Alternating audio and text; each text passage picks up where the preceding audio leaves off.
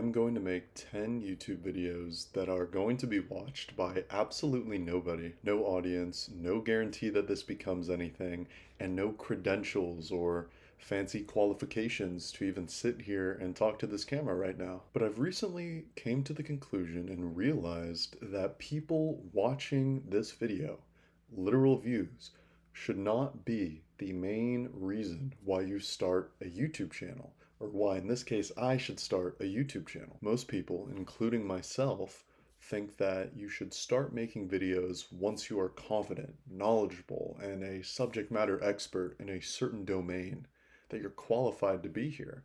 But it's actually the opposite. Learning things and distilling that into a YouTube video and speaking here on camera and having the courage to do that makes you confident, knowledgeable, and interesting. That was the core unlock for me that allowed me to try to make the leap of faith from dreaming of being a creator to actually creating. And this is video 1 of 10 in my 10 video experiment here publicly to just create videos and simply get going and creating even if I'm not ready. My name is Aaron Hamilton. I am a software engineer working in the AI transformation space in a big corporate enterprise, and I'm super interested in AI, career development, and overall figuring out how to live a fulfilling life in your 20s. But all of these interests, all of these ideas, all of these learnings over the past few years as I've begun my career has really just stuck to meeting notes and to my own ideas and thoughts and my journal entries in conversations, but it's never actually taken place in reality. And I want to make an important distinction that I'm not starting this YouTube channel because I want to escape my 9 to 5 corporate job. I'm actually really passionate about the work that I do, and I'm really excited every day to go into the office. That being said, I do think that these ideas I have, my desire to teach and hopefully just grow as a person, all those skills that I want to harness and develop shouldn't just be stuck between the 8 hour time window of being in the office. I want to bring it here as well and kind of be vulnerable. Like a lot of people, I noticed a trend in myself where I am consuming content constantly and I'm never actually producing anything. I'm not creating, I'm just consuming stuff. And the scary part about that is that a lot of it actually is super valuable information, like educational content, like skill building, hobby building, different things that actually aren't necessarily like brain rot. And it feels productive. It feels nice. It feels like I'm actually creating, even though I'm not. And I think that's the trap that I've fallen into over the years. But I've noticed that when people ask me, Aaron, what do you like to do? Or what are you interested in?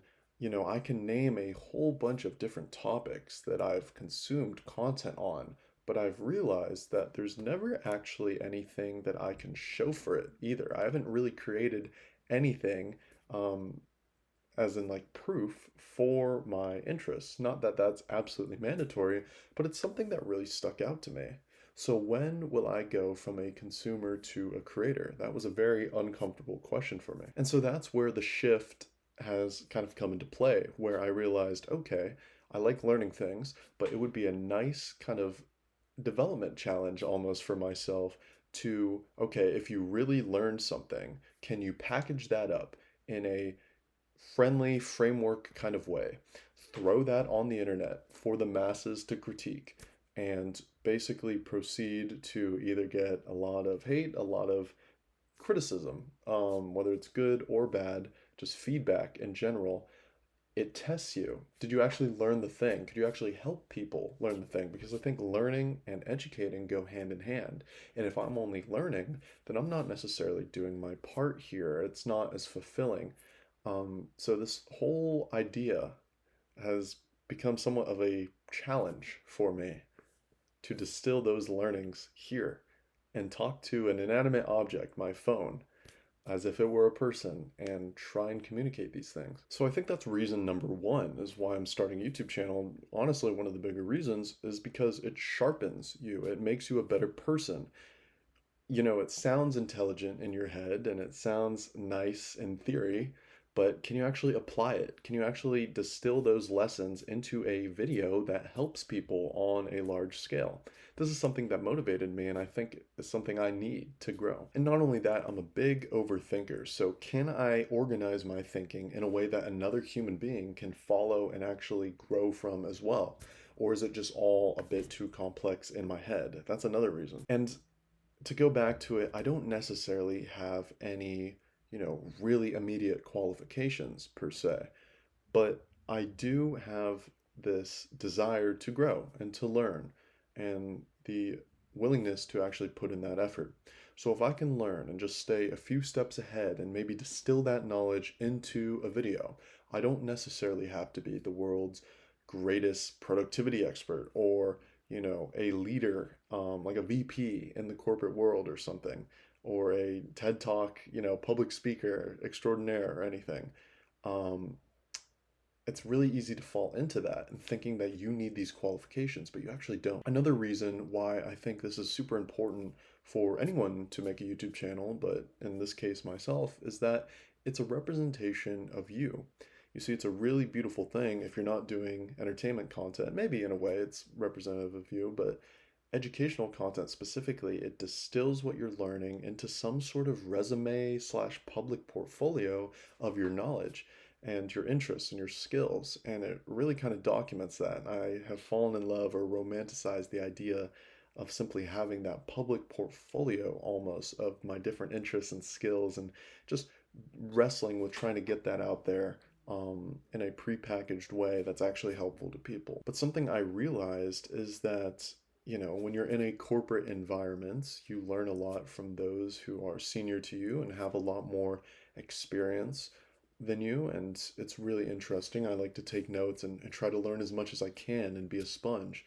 But it's really hard when you can't go back to that conversation. You can't replay it. I mean, I guess in your head you can replay it, or you can look at the notes you took and hopefully they make sense and they're not a bunch of gibberish. But I noticed that when I record these meetings, oh my God, I go back to it over and over and over again, and it kind of showed me the asynchronous leverage of videos in general, right? Of this format, where this knowledge is not just a singular conversation in time where you're taking notes. You can go back to this over and over and over again, and if it's a video that resonates with you, like many other YouTube videos have been for me, you either send it to yourself, save it, put it in a playlist or something, and you can always go back to it, whether it's for inspiration, whether it's for actual educational content, and what did he say about this or that? It's super interesting.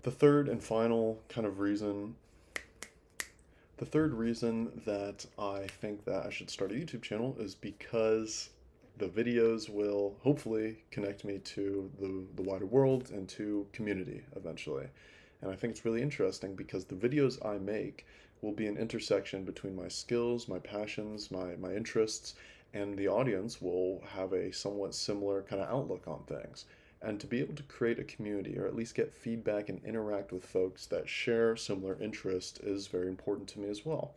And so there's also the community aspect, not only just the internal, but the external part of it. And I want to remind people again, because this is something that I need to continuously remind myself, and that is that confidence come after the fact.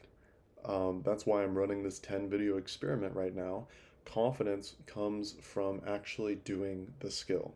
So I urge anyone who ever watches this video to kind of think to yourself and consider starting a YouTube channel for the reasons that I've stated, but also go ahead and just make 10 videos. See how it feels. How do you feel afterwards? Run a little experiment almost in your life, like a little side quest. Make it enjoyable. If after those 10 videos you feel like nothing really hits, it's not for you, then awesome, right?